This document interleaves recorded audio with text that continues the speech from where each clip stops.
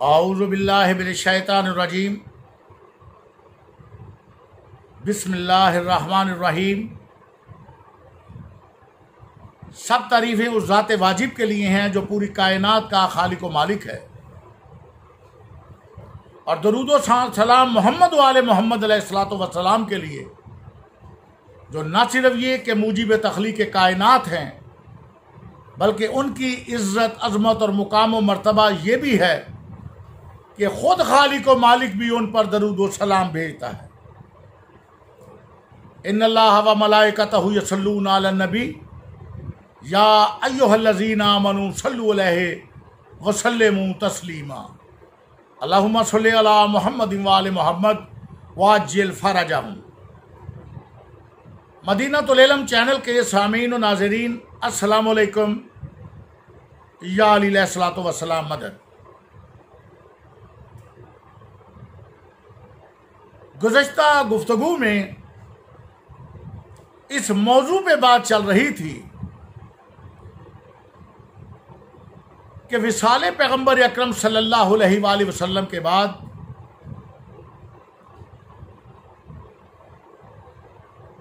मौलाए कायनात अली इब्न अबी तालिब अलैहिस्सलातु वस्सलाम शेर खुदा होकर, साहिब जुल्फ़कार होकर, मिस्दाक़ शाह मर्दां शेर यज़दां होकर यदुल्ला, ऐनुल्ला, लिसानुल्ला, वजहुल्ला और वलीउल्ला होकर क्या हालात थे कि अपने ऊपर होने वाले जुल्म के खिलाफ आप खामोश क्यों रहे और आपने तलवार क्यों नहीं उठाई। इस वक्त पूरे मीडिया पे इस सवाल का शोर है। अल्हम्दुलिल्लाह कि मैंने कोशिश की है कि इसके मुदल्लल जवाबात अपने चैनल के सामीन व नाज़रीन को पहुंचा सकूं। अल्हम्दुलिल्लाह कल सैर हासिल गुफ्तगू हुई है इस उन्वान पे गुज़श्ता पार्ट में, और आज इंशाअल्लाह पार्ट 2 में फ़कत कुरान पाक से वो आयात और दलाइल पेश करने वाला हूँ कि जिससे उम्मत मुस्लिमा को पता चले कि अल्लाह का नुमाइंदा वो कौन से हालात होते हैं कि जब वो खामोश हो जाता है, वो कौन से हालात होते हैं कि जब अल्लाह का नुमाइंदा तलवार नहीं उठाता। कुरान पाक से दलाइल आज के पार्ट 2 का हिस्सा बनेंगे, और इंशाअल्लाह इससे नेक्स्ट बात फिर अगले पार्ट में पेश हो सकेगी। क्या वजह है कि मौला अली अलैहिस्सलातु वस्सलाम खामोश रहे? क्या वजह है कि मौला अली अलैहिस्सलातु वस्सलाम ने तलवार नहीं उठाई? कौन से हालात पैदा कर दिए गए थे? कौन से हालात पेश आ चुके थे? और उम्मत मुस्लिमा ने अहले बैत अलैहिस्सलातु वस्सलाम को किस तरह दीवार से लगाने की कोशिशें की, जिसकी वजह से मौलाए कायनात हैदर कर्रार ने अपने आमजाद मोहम्मद मुस्तफ़ा सल्लल्लाहु अलैहि वसल्लम की वसीयत पे अमल किया कि या अली, जब लोग दुनिया इख्तियार करें आप दीन इख्तियार करना, आप सब्र करना, आप खामोश रहना। आज की गुफ्तगू इंशाअल्लाह कुरान मजीद फुरकान हमीद से पेश की जाती है। तो मैं कुरान मजीद फुरकान हमीद मेरे सामने है। इस वक्त मैं सूरह अल आराफ, जो कुरान मजीद का 7वां सूरा है, पारा नंबर 9 में आयत नंबर 150 तलावत करने लगा हूं, और मेरे सामीन और नाजरीन पे वाज़ेह हो कि मेरी ये कोशिश होगी कि मैं हर तर्जमा सिर्फ एक मसलक से न पेश करूं, बल्कि जहां मकतब तशरीह का तर्जमा पेश किया जाएगा, वहां अहले सुन्नत बरेलवी हजरात का तर्जमा भी पेश किया जाएगा, वहां देवबंदी हजरात का तर्जमा भी पेश किया जाएगा, और अहले हदीस वहाबी ग्रुप का जो तर्जमा है वो भी पेश करने की कोशिश की जाएगी। अल्हम्दुलिल्लाह, मैं इस वक्त 4 तर्जमे मेरे मद्देनज़र हैं, जिनमें मौलाना अहमद रज़ा ख़ान बरेलवी साहब, अल्लामा सैयद अली नकी नक्कन साहब, मौलाना अशरफ अली थानवी साहब और मौलाना शाह रफ़ीउद्दीन साहब, ये हर आयत का जो मैं तर्जमा पेश करूँगा, इन चारों बुजुर्गवारे मोहतरम मुतरजमीन का पेश करने की सादत हासिल करूँगा, ताकि कोई अबहाम ना रहे, कोई परेशानी ना रहे, कोई मुश्किल ना रहे, ताकि हर मसले का अपना तर्जमा चेक भी कर सके, देख भी सके, पढ़ भी सके और फिर फैसला भी कर सके।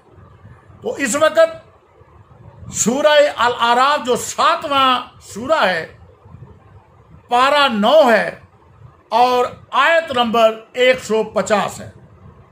सुनिए, सबसे पहले तर्जमा मौलाना अहमद रज़ा ख़ान बरेलवी साहब, वो तर्जमा लिखते हैं आयत नंबर 150 सूरह अल आराफ।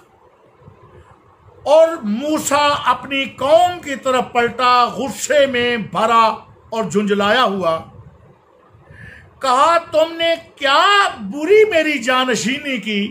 ये जनाब मूसा अलैहिस्सलाम व हारून अलैहिस्सलाम के डायलॉग्स हैं जो अल्लाह ने कुरान मजीद में नाजिल किए।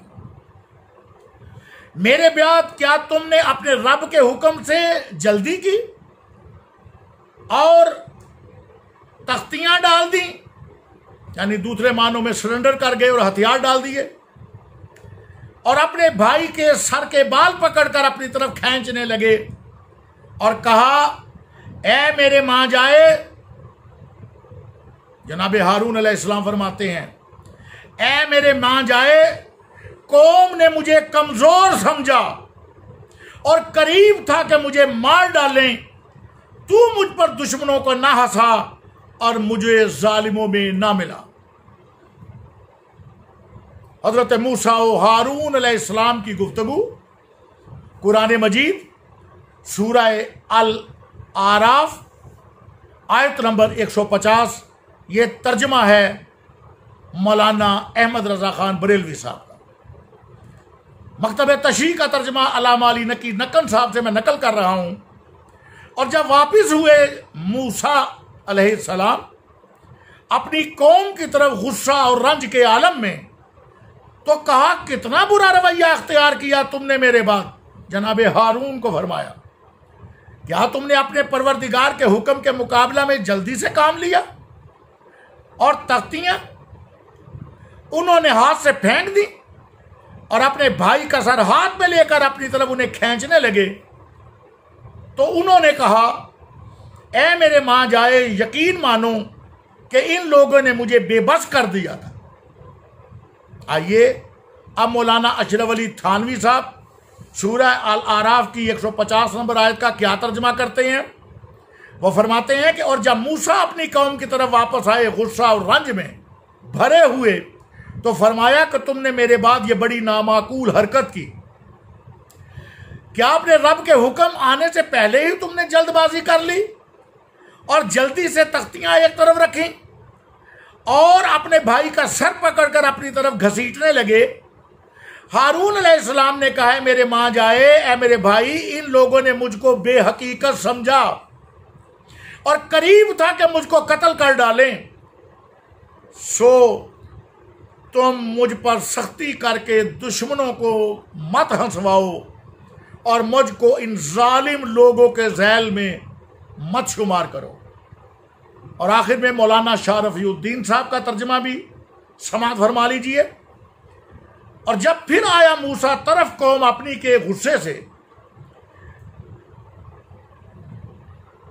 पछताता हुआ और कहा कि बुरा है कि जो कुछ जानशीनी की तुमने मेरी पीछे मेरे से, क्या शताबी की तुमने हुक्म रब अपने से और डाल दी तख्तियां और पकड़ा सर भाई अपने का, खींचता था उसको तरफ अपनी।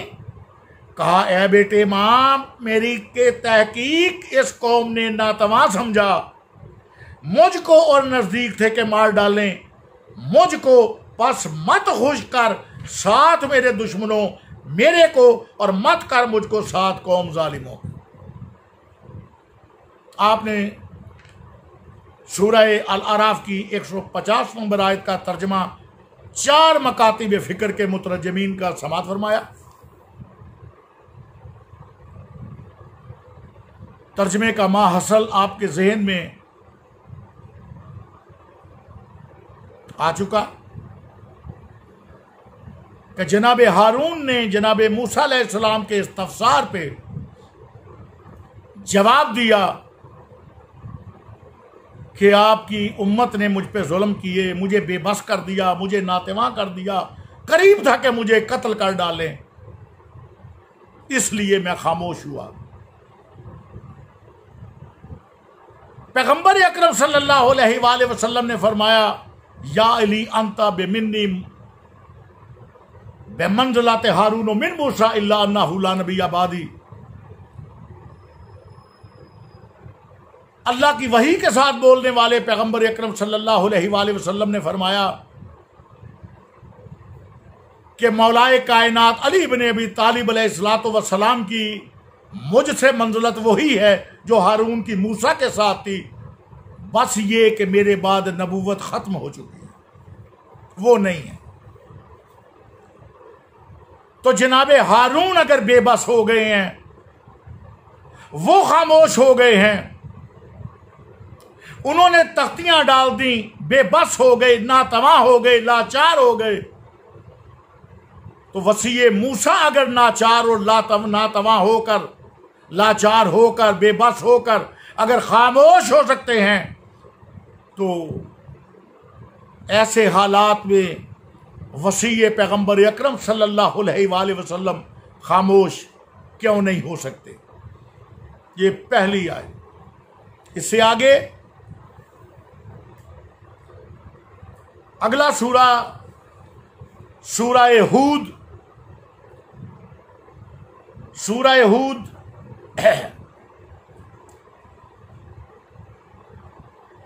11वां सूरा है और 12वां पारा है, और आयत का निशान 80 है।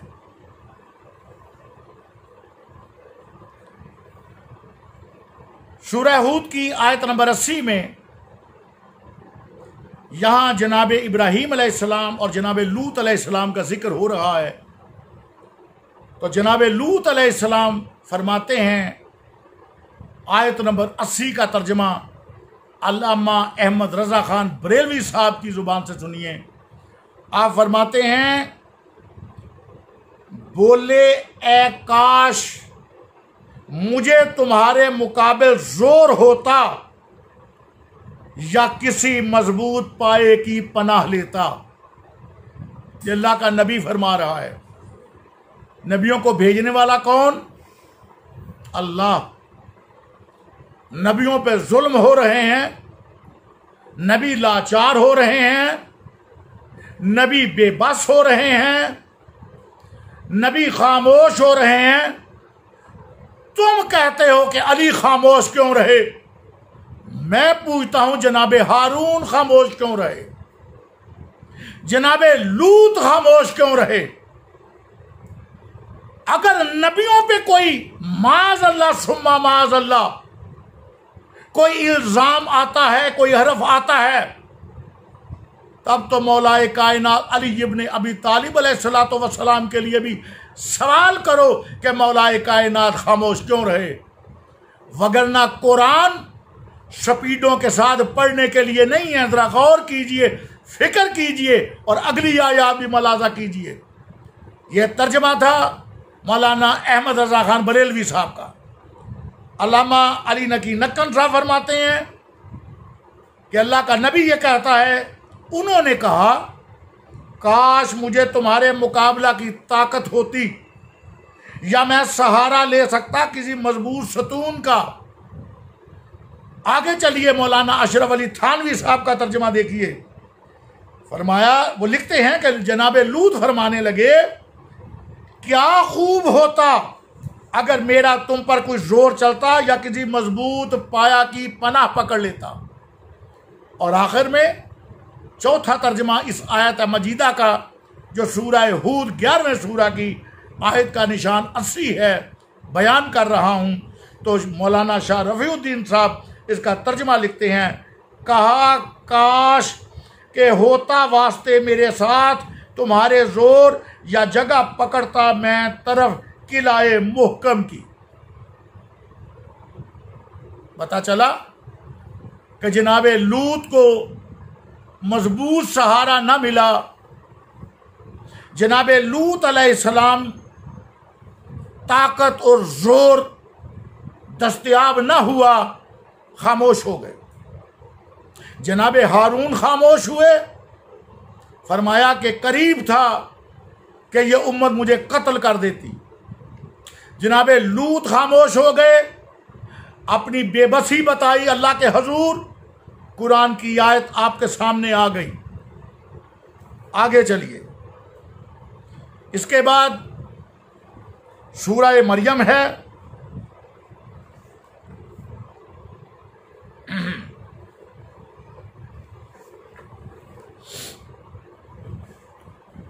सूरह मरियम है, 19वां सूरा है और पारा 16 है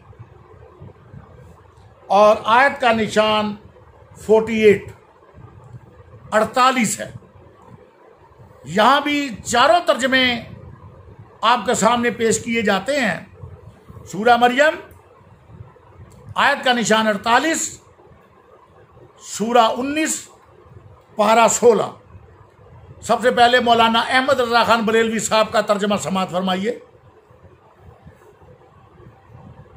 ये कौले इब्राहीम अलैहिस्सलाम है जो आपकी खिदमत में पेश किया जा रहा है। मौलाना अहमद रजा खान बरेलवी साहब तर्जमा करते हैं, और मैं एक किनारे हो जाऊंगा तुमसे और इन सब से जिनको अल्लाह के सिवा पूजते हो, और अपने रब को पूजूंगा। करीब है कि मैं अपने रब की बंदगी से बदबख्त ना हूं।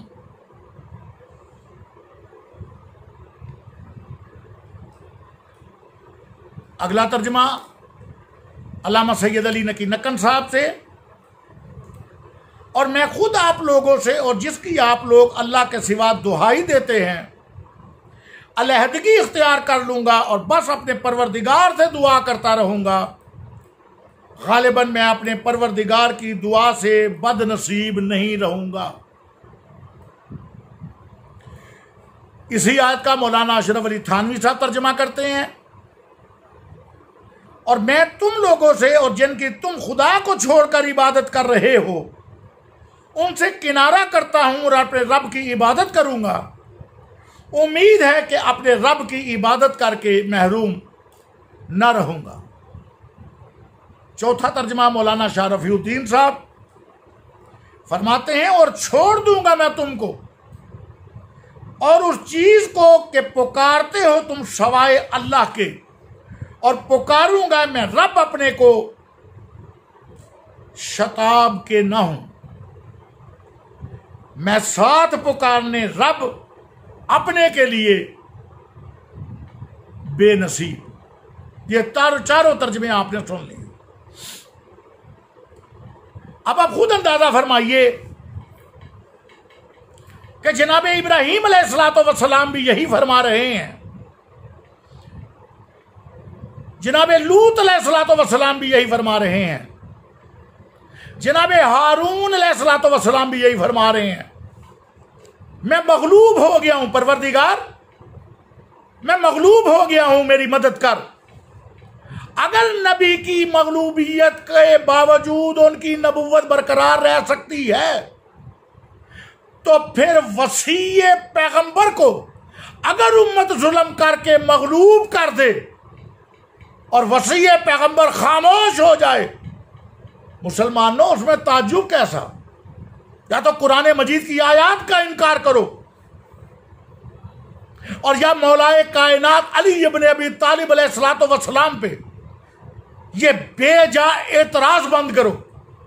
दो में से एक रास्ता आपको इख्तियार करना होगा। सोचिए तो सही कि अल्लाह का नबी फरमा रहे हैं, काश मेरे पास इतनी कुव्वत होती कि मैं तुम्हारा मुकाबला कर सकता। यही कौले इब्राहिम, कौले लूत, कौले हारून, यही कौल तो मौला अली इब्न अबी तालिब अलैहिस्सलातु वस्सलाम का है। जनाब इब्राहिम अलैहिस्सलातु वस्सलाम नमरूदी कुव्वतों और उनके माबूदों के मुतालिक मैं तुमसे किनारा कशी इख्तियार करता हूं। तो अगर मौलाए कायनात अली इब्न अबी तालिब अलैहिस्सलातु वस्सलाम ने ऐसे अफराद जिन्होंने अहले बैत से मुंह मोड़ लिया, अगर आपने उनसे किनारा कशी कर ली, तो इसमें ताज्जुब कैसा,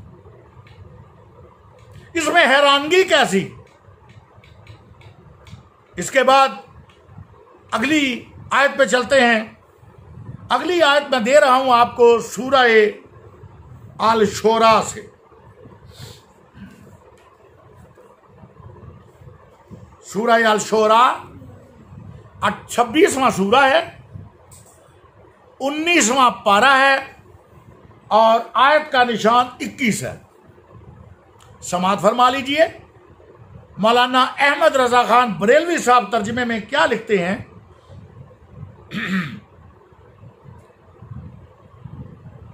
ये सूरह अल शोरा आयत का निशान 21। जनाबे मूसा अलैहिस्सलातु वस्सलाम उससे पहली एक आयत में फरमाते हैं कि जनाब मूसा ने फरमाया, मैंने वो काम किया जबकि मुझे राह की खबर न थी। और अगली आयत 21 नंबर जिसका मैंने निशान बताया है, मौलाना अहमद रजा खान बरेलवी साहब तर्जुमा फरमाते हैं, तो मैं तुम्हारे यहां से निकल गया जबकि तुमसे डरा। मुसलमानों सोचिए जरूर, मैं कुरान पाक की तलावत कर रहा हूं, कुरान पाक की आयत का तर्जुमा पेश कर रहा हूं। जनाब मूसा अलैहिस्सलातु वस्सलाम फरमाते हैं, मैं तुम्हारे यहां से निकल गया जबकि तुमसे डरा, तो मेरे रब ने मेरे रब ने मुझे हुक्म अता फरमाया और मुझे पैगंबरों से किया। इसी का तर्जुमा अल्लामा सैयद अली नकी नक्कन साहब फरमाते हैं कि जनाब मूसा अलैहिस्सलातु वस्सलाम क्या फरमाते हैं, तो मैं भागा तुमसे जब मैं तुमसे डरा। इसके बाद मैंने परवरदिगार ने मुझे इल्म और हिकमत अता की और मुझे इन पैगंबरों में से करार दिया। पता चला कि अगर नबी खौफ खाता है, डरता है, खामोश रहता है, अल्लाह के हुक्म से, अल्लाह की मशीयत के ताबे होकर, और अल्लाह ताला उन्हें सजा नहीं देता बल्कि इनाम से नवाजता है। देखिए जनाब मूसा अलैहिस्सलातु वस्सलाम फरमाते हैं कि जब मैं भागा, मैं उनसे डर कर, तो मेरे परवरदिगार ने मुझे इल्म और हिकमत अता किया और मुझे पैगंबरों में से करार दिया। आगे मौलाना अशरफ अली थानवी साहब का तर्जुमा भी समात फरमा लीजिए। वो फरमाते हैं कि जनाब मूसा अलैहिस्सलाम फरमाते हैं कि फिर जब मुझको डर लगा तो मैं तुम्हारे हाथ से मफरूर हो गया। फिर मुझे मेरे रब ने दानिशमंदी अता फरमाई और मुझको पैगंबरों में शामिल कर दिया।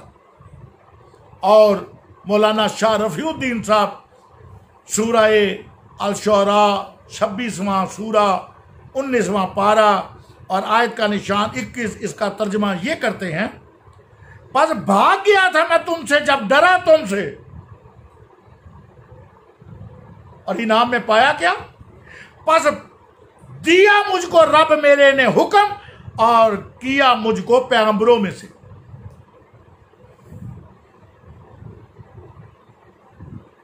हजरत हारून, हजरत लूत, हजरत इब्राहिम, हजरत मूसा अलैहिस्सलाम, सुन रहे हो कुरान?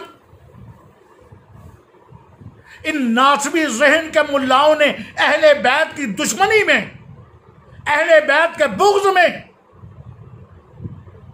खुद साख्ता और वज़ई बनी अमैया के बनाए हुए कारखानों से उनके दस्तरखान पर बैठकर उनकी भंबोड़ी हुई हड्डियां चूसकर और ज़रो जवाहरात और माल कसीर पाकर वो झूठी हदीस और रवायात बनाई बुग़्ज़ अहले बैत और दुश्मनी अहले बैत में कि इनको कुरान भी याद नहीं रहा, कुरान की आयात भी इन्हें याद ना रही।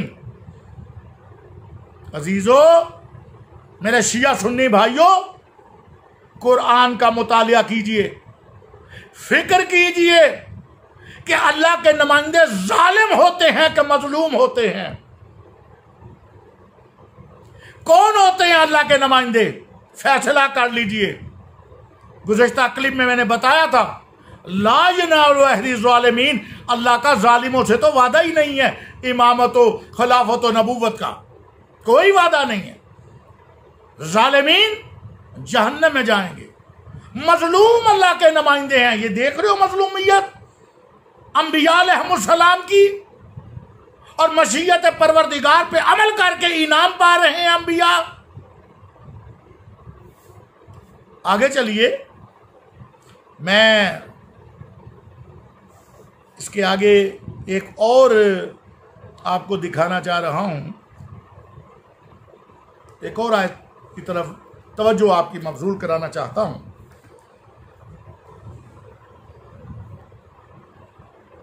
ये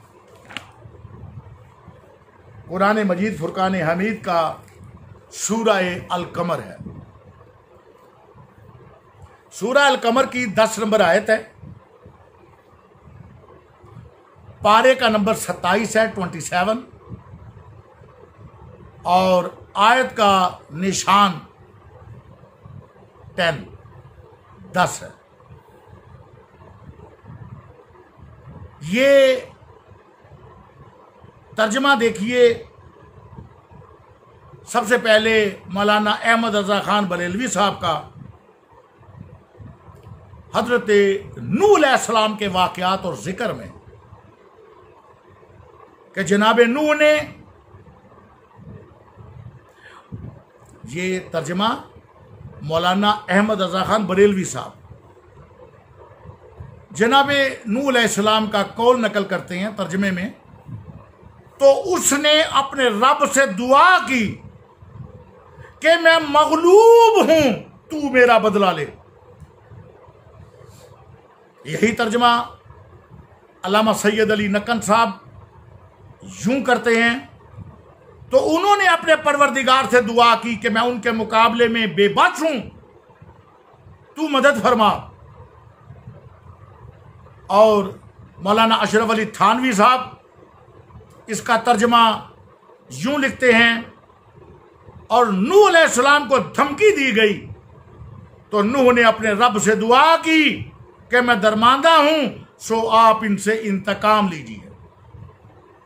और इसी आयत का तर्जमा मौलाना शाह रफीउद्दीन साहब यूं करते हैं, बस पुकारा परवरदिगार अपने को, तहकीक मैं मगलूब हूं, बस बदला ले मेरा। मेरे सामीन व नाजरीन, आपने कुरान मजीद की आयात का तर्जमा समात फरमाया, 4 मुख्तलिफ मकातिब फिक्र के तर्जमे देखे,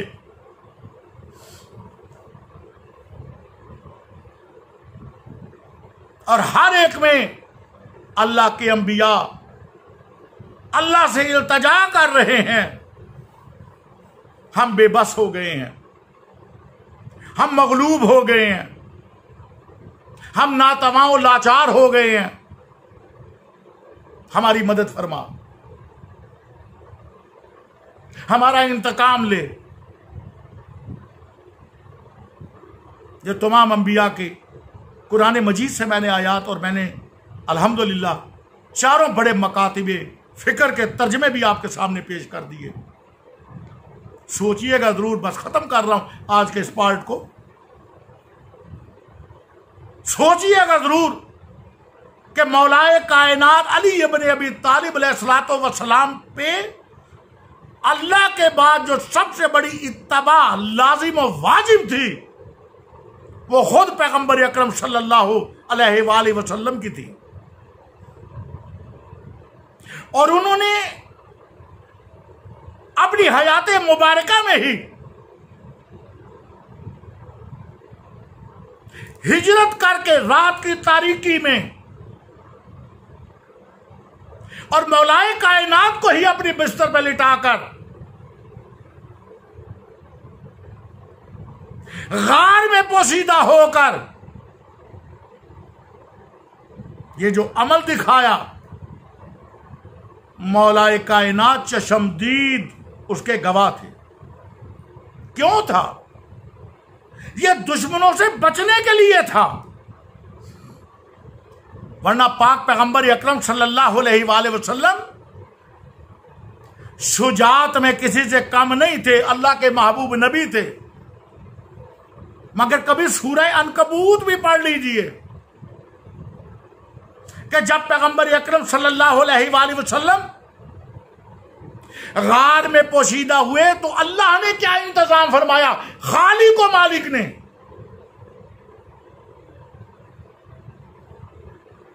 मकड़ी से, अनकबूत मकड़ी को कहते हैं इसलिए सूरा का नाम अनकबूत है, मकड़ी से गार के दहाने में जाला बनवा दिया, एक छोटी सी शाख उसे तनावर दरख्त में तब्दील कर दिया, कबूतरी से अंडे भी दिलवा दिए। ये मकसद क्या था? मंशाए एज़दी ये थी कि जो तलाशे पैगंबर अकरम सल्लल्लाहु अलैहि वसल्लम में निकले हुए हैं और धरपट अपनी सवारियां भगा रहे हैं कि हम नबी को तलाश करें और माज़अल्लाह सुम्मा माज़अल्लाह नकले कुफर कुफर नबाशत कत्ल कर दें पैगंबर अकरम सल्लल्लाहु अलैहि वसल्लम को। उनसे बचाने के लिए ये सब अमल किए, मकड़ी से जाला बनवाया, छोटी सी शाख को तनावर दरख्त में तब्दील किया, कबूतरी से अंडे दिलवाए। ये सब कुछ क्यों? कि उन कुफार मुशरिकीन को वो कुछ नजर ना आए जो वो देखना चाहते हैं। मेरे अजीजों, क्या आपको पैगंबर अकरम सल्लल्लाहु अलैहि वसल्लम की शुजात में कोई किसी किस्म का माज़अल्लाह कोई किसी किस्म का ज़हन में शुक्म है कि माज़अल्लाह बहादुर नहीं थे? और वो पाक परवरदिगार जो खालिक व मालिक है वो सवारों को वहीं भस्म कर देता, वहीं मार देता, उनकी आंखें नाबीना हो जाती, सब कुछ हो सकता। मगर पाक परवरदिगार ने ये कुछ इसलिए किया ताकि अपने बचाव के लिए, अपनी जान की हिफाजत के लिए, अल्लाह का नबी भी अगर कोई अमल करता है और अल्लाह के हुक्म से करता है तो माज़अल्लाह वो नबी के लिए ऐब नहीं है। तो जब अंबिया के लिए काम ऐब नहीं है तो वसीये पैगंबर अकरम सल्लल्लाहु अलैहि वसल्लम के लिए वो अमल ऐब कैसे हो गया?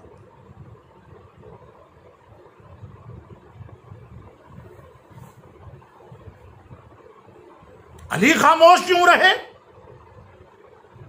अली ने तलवार क्यों नहीं उठाई? अली खामोश क्यों रहे? और मेरे भाई इसलिए नहीं कि अली का इल्म अली से जुदा हो चुका था।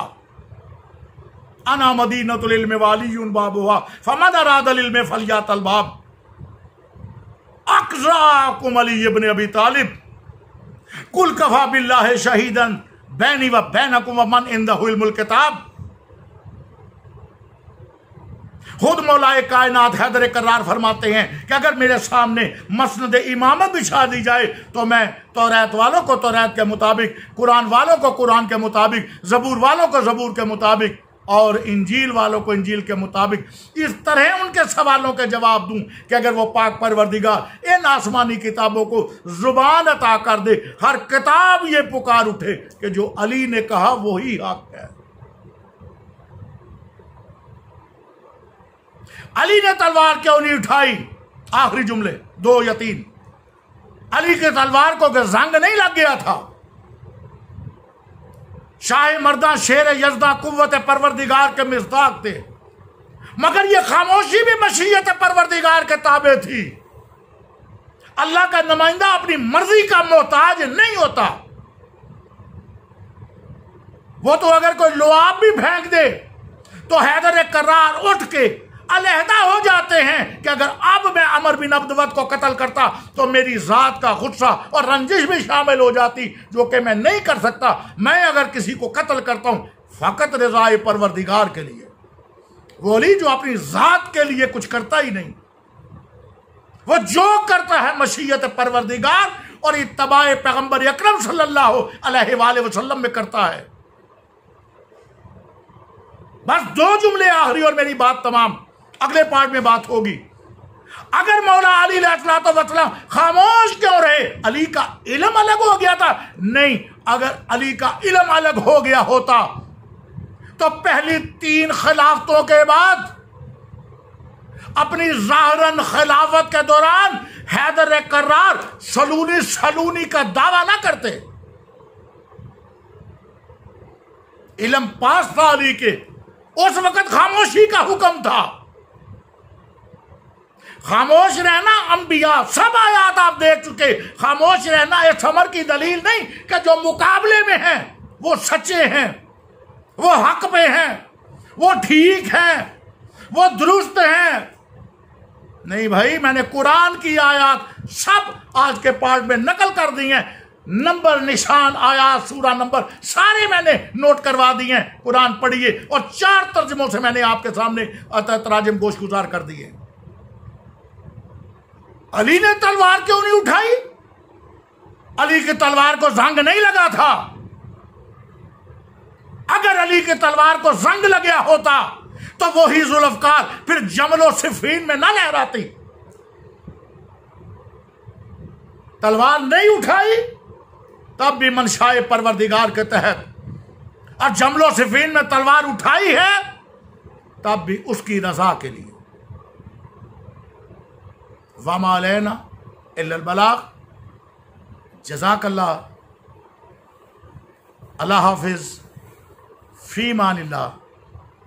या अलैहिस्सलातु वस्सलाम।